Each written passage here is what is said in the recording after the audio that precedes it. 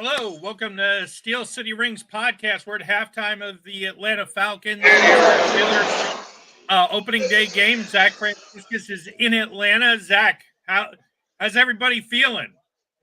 Well, the Falcons fans are a little more feisty than I thought they would be, but overall, everyone should be pleased with this. There was a couple calls that were a little iffy.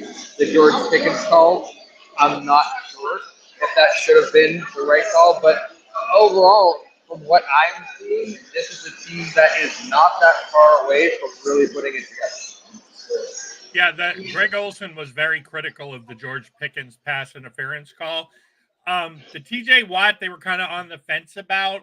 It looked on the replay down the line, it looked like it was timing. I mean, maybe because he beat the tackle. I don't know. I don't think he can make that call. I mean, there's been three really bad calls. How Najee Harris got his helmet ripped off and there was no penalty, and then the offensive pass interference, and then the TJ play. Okay, I guess you got to live with the bad calls. Really encouraged by that last answer with 30 seconds left to come down and get a field goal. Exactly, because what I'm enjoying is I kind of feel like if this would have been last season, Matt Canada would have felt almost challenged by that really bad George Pickens end around and tried it 3 more times. But instead we saw that and like, well, that didn't work. Let's not do that.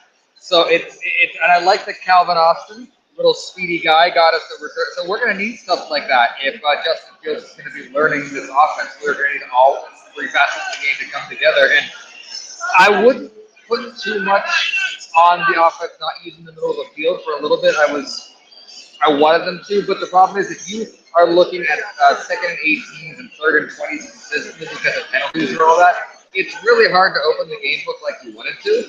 So I think with the Steelers getting the ball, I'm really hoping to see 1 or 2 passes on this first drive use the middle of the field, especially the prior. I thought that the play that Pickens caught that set up the field goal at the end was really clever play calling. That looked like he was going to roll to the right or roll to the left, stop, planted through back across, and it was a well-designed play where it was going that way. Of course, the safety's got a shade like he's going to the middle of the field, and for Pickens to take that back out to the sideline, and Fields threw a perfect pass. George kind of scared us a little bit. Looks like he was trying to score and maybe run the clock out, but he got out of bounds. Thankfully, the replay had him out of bounds at 3 seconds rather than just the 1.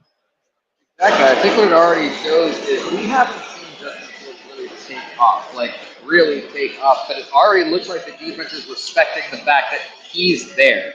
Like it's a threat, and that is changing a lot of how I think the defense is going to approach it. I think if Pittsburgh's offense makes any adjustments, all it should be is keep at it, and Justin, you're going to be running a lot.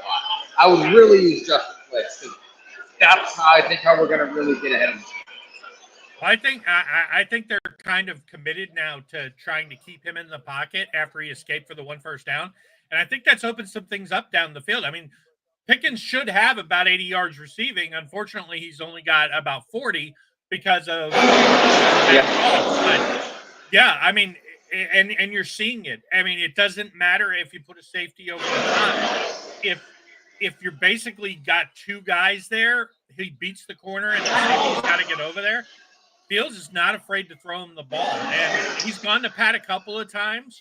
So, yeah, I mean, I would like to see, and they talked about it on the broadcast too, I would like to see a little more, let's open it up on first down versus, wait till third. But, yeah, I'm encouraged by what I see on offense. A couple of bad calls. We probably should have a lead right here. But then again, TJ gets the strip sack. It's probably 6-3 at half.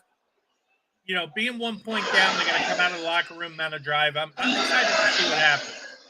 A big thing that I want to point out is the impressed with the feeling from inception was what I'm actually more impressed with is the fact that Dante Jackson pass breakup. I just thought that was Corey Schultz. Yeah. That was so there was such height to that play. So to me, that was Dante Jackson kind of coming out and saying, "I'm different than what you had before." Because Patrick Peterson mentioned that play on his best day last season.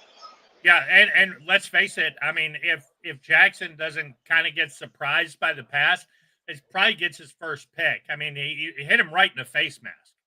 Exactly. There's been several moments where I feel like it's that we're an inch away from doing things right. So we're getting a countdown warning. So I'm gonna get back in, but I would be very, very, very surprised if we didn't utilize the middle of the field a lot more, not just on the first drive, but for the rest of the second.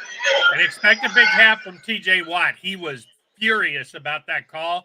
I think he's going to come out and just dominate and go crazy in the second half.